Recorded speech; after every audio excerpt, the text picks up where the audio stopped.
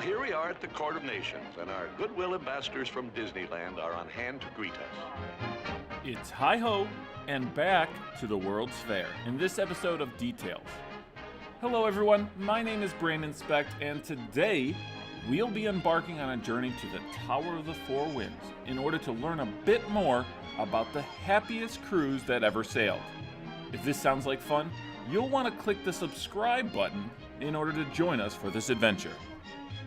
Disney has always been good at reminding us that we live in a small world. The 1964-65 World's Fair was anything but small, seeing over 50 million people from across the globe visit Flushing Meadows. It should be no surprise then that the symbol of the 64-65 World's Fair was a 12-story stainless steel model of the Earth, known as the UNICEF.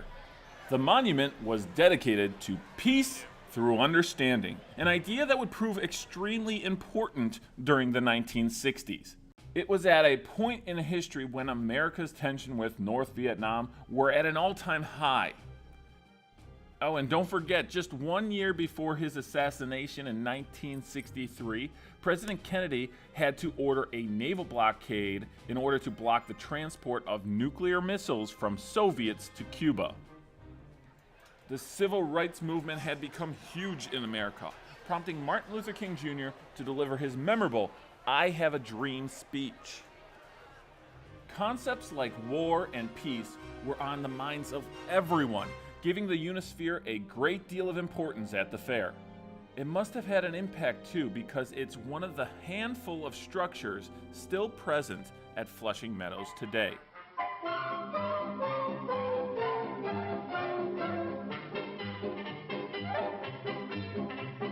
Some visitors with a faraway look in their eyes are particularly interested in exhibits of faraway lands and places.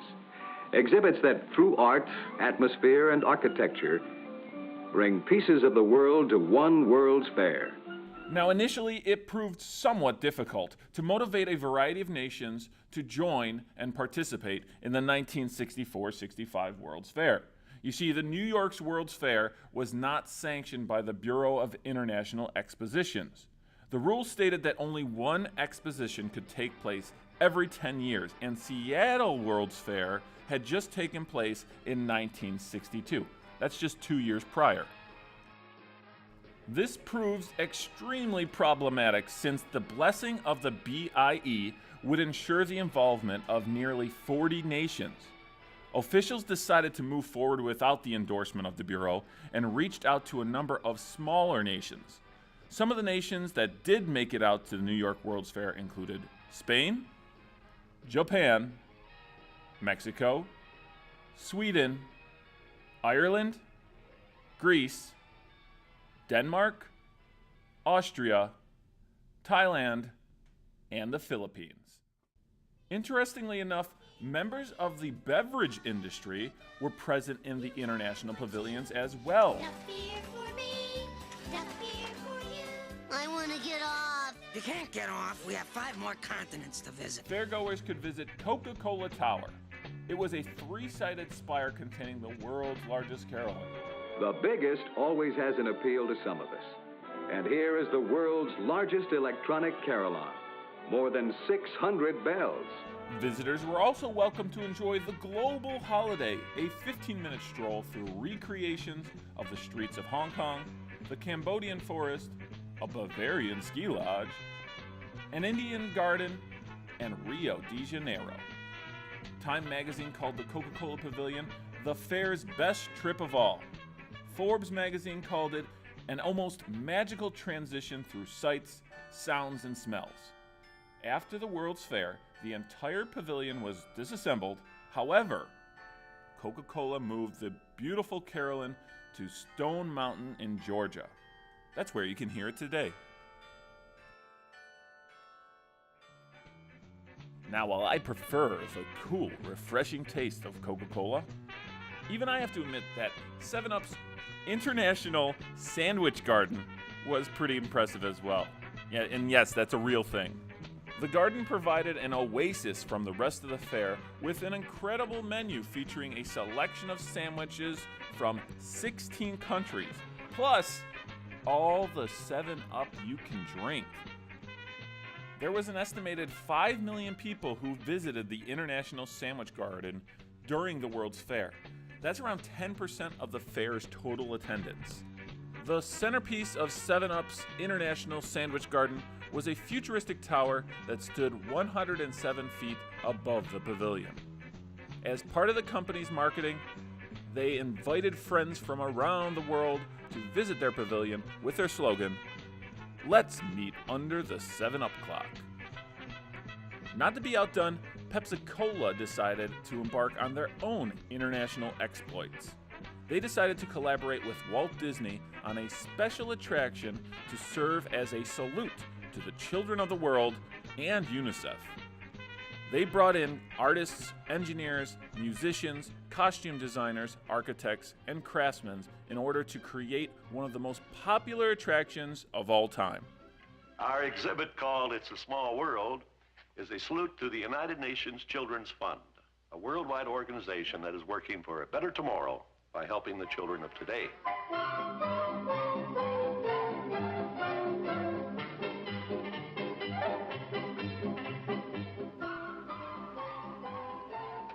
Get them spinning.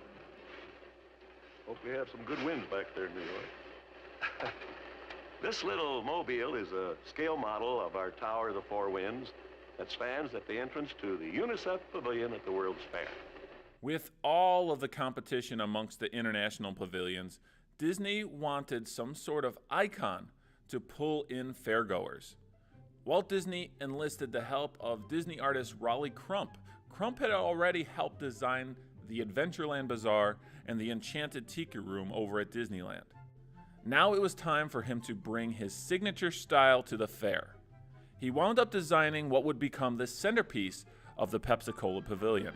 All the mobile's figures are driven by the four winds.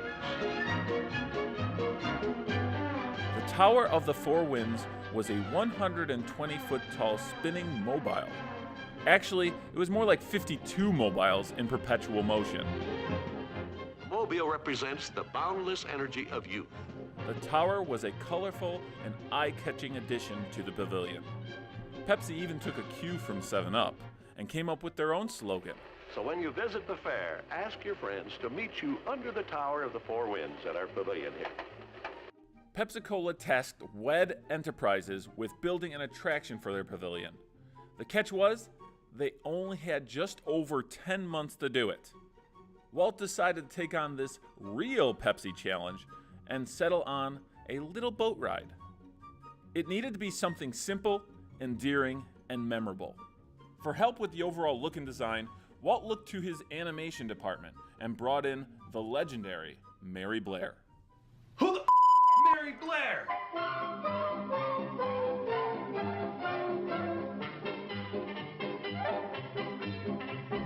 Oh, I love Mary Blair. She is one of my favorite artists to work with Disney.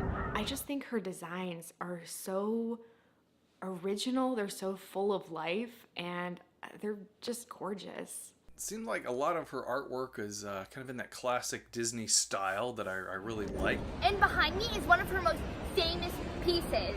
It's a huge mural right here in Disney's Contemporary Resort. Seeing that big mural in the, of the tiles and trying to find the five-legged goat in the Contemporary. And I remember going to It's a Small World and thinking that the style was familiar.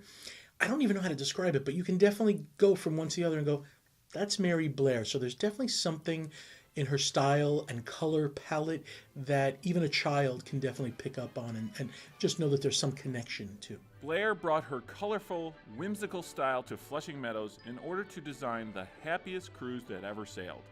Of course, she couldn't do it alone. She'd team up with Disney legends like Raleigh Crump, Mark and Alice Davis, as well as sculptor Blaine Gibson. Inside the 12-minute attraction, visitors could glide by the Eiffel Tower, Dutch windmills, and the Taj Mahal. Animated figures of children dance, sing, and play in some of the most colorfully designed scenes you are likely to experience anywhere in the world.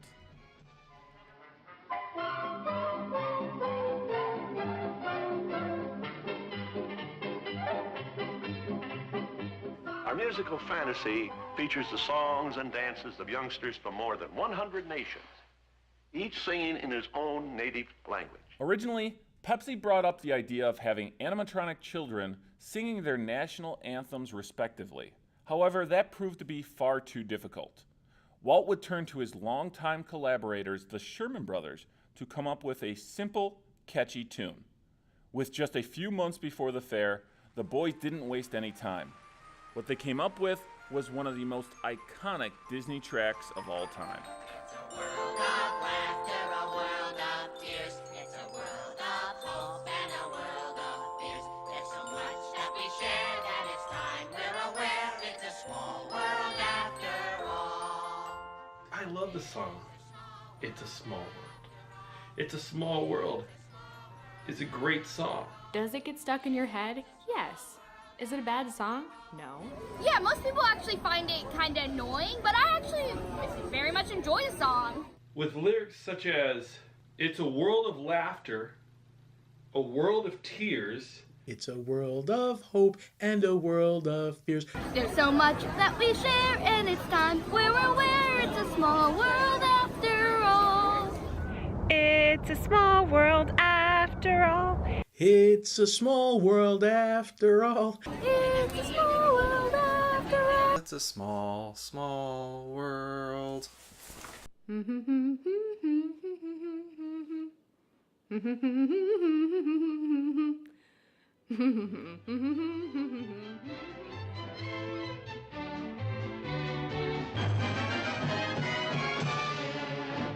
you really enjoyed the track, Disney produced records and sheet music for fairgoers that they could take home as souvenirs.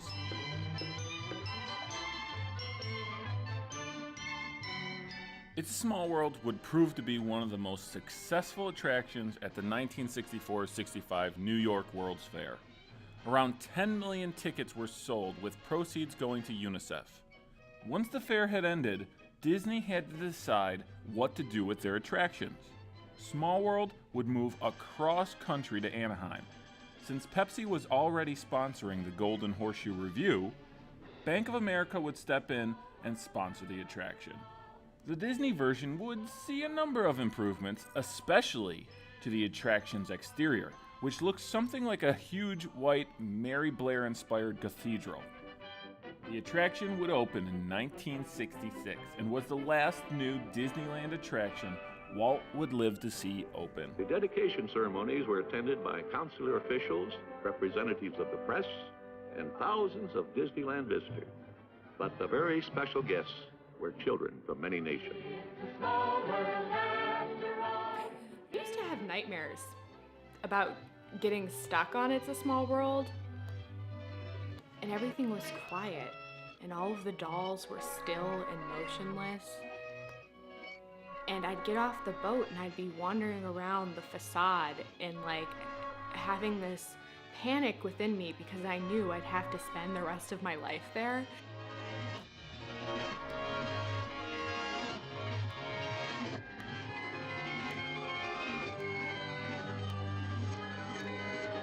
Is that normal? Does everyone have that? America would change quite a bit in the years to come, becoming a bit more cynical. It is a small world. In fact, we're still looking for the family that was lost and missing on It's a Small World. So if anybody has any information about that, please make sure you let me know. People became increasingly critical of Small World's simple message of unity. In addition, it became more and more popular to mock the attraction's title track. It's a small world after all. No, anything but that. Despite all its haters, Small World's popularity guaranteed its presence in future Disney parks like Florida, Tokyo, Paris, and Hong Kong. However, the Anaheim version still has the distinction of being the original displayed at the World's Fair. While attractions like Great Moments with Mr. Lincoln and the Carousel of Progress have seen dramatic changes over the years, the voyage you'll take on It's a Small World in Disneyland feels very much the same as it did at Flushing Meadows. Maybe that's because more than 5 decades after the New York World's Fair, a simple ride featuring the little children from all nations coming together and singing in brotherhood doesn't need state-of-the-art technology to remain relevant. Perhaps the message of peace through understanding is just as important today as it was 50 years ago. All right, folks, now we want to hear from you. What do you think about the attraction It's a Small World, the ride itself, the song, and that wonderful Mary Blair art? Let us know in the comment section below. Also, if you have a favorite version of It's a Small World from across the globe, we'd like to hear about that too. And don't forget, if you enjoyed this video, make sure to give us a like. And don't forget to subscribe to Retro Spectrum so you'll be able to catch all of these World Fair videos. We'll talk to you later.